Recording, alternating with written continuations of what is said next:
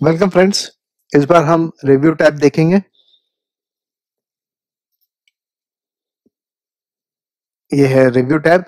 यहाँ पे प्रूफिंग है, एक्सेसिबिलिटी है, इनसाइट्स है, लैंग्वेजेस आप सेट कर सकते हैं, कमेंट्स आप इंसर्ट कर सकते हैं, ठीक है, और डॉक्यूमेंट को आप प्रोटेक्ट कर सकते हैं। पहले देखते हैं प्रूफिंग में स्पेलिंग। ओके, तो लेटर से आपके पास कुछ डेटा है आपकी शीट में, ठीक है, और you want to check the spelling of the content you have inserted. तो आपको सिंपल यहाँ पे प्रूफिंग में जाना है और स्पेलिंग एबीसी जो है यहाँ पे क्लिक करना है। अपना एक्सेल ऑटोमेटिकली आपको कुछ सजेशंस देते जाएगा, ठीक है।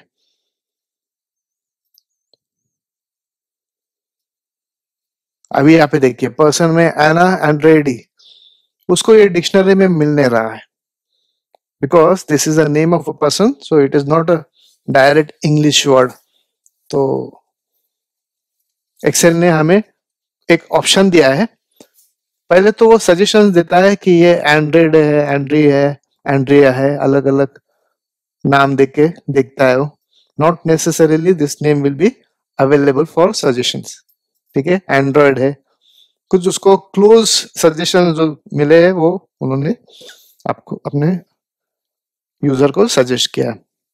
इसमें आप इग्नोर वंस कर सकते हैं, यानी आप बोलेंगे उनको एक्सेल को कि एक बार इग्नोर करना, नेक्स्ट टाइम अगर ये दिखा तो आप फिर से सजेस्ट करना हमें, या इग्नोर ऑल बोल सकते हैं। If there are more than one occurrences of that text, आप इग्नोर ऑल भी कर सकते हैं, ठीक है।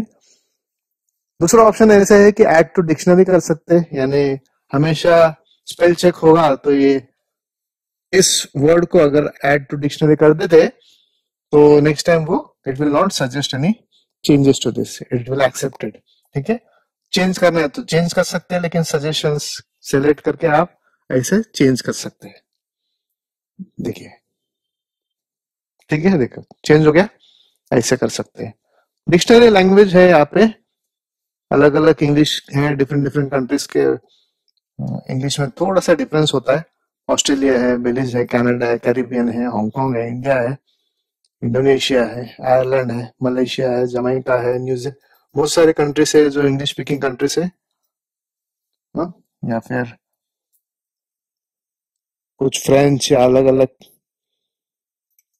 स्पेनिश भी है। ये भी आप अगर देखना चाहते हैं कि उनके लैंग्वेज में ये नाम है क्या, तो you can check that as well. Change all भी कर सकते हैं, एक ही टाइम में आप सब अकरेंसेस को चेंज कर देंगे, इससे वैसे भी आप सेट कर सकते हैं, ठीक है। ऑटो करेक्ट बोले तो it will not ask you for changes, it will automatically do the changes for you. दिखा तो चेंज कर देगा। अंडू लास्ट मैं कर देता हूँ, वैसे इसमें थोड़ा सा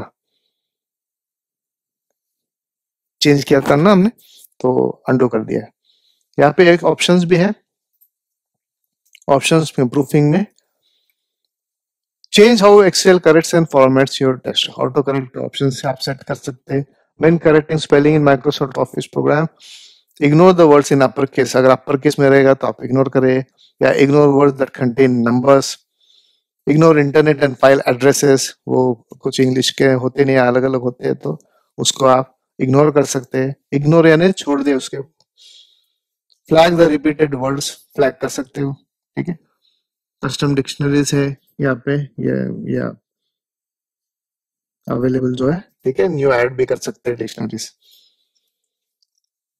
फ्रेंच मोड, स्पेनिश मोड्स, ये कुछ अलग अलग ये है फ्रेंच एंड स्पेनिश के लिए। आपने अपने केस में कुछ ये इसका यूज नहीं है, we are talking only in English and about English, dictionary language English का यहाँ पे भी आप सेट कर सकते हैं। तो ये एक्सेल के ऑप्शंस में प्रूफिंग सेक्शन में है, जो यहाँ से डायरेक्टली आप सेट कर सकते हैं, ठीक है।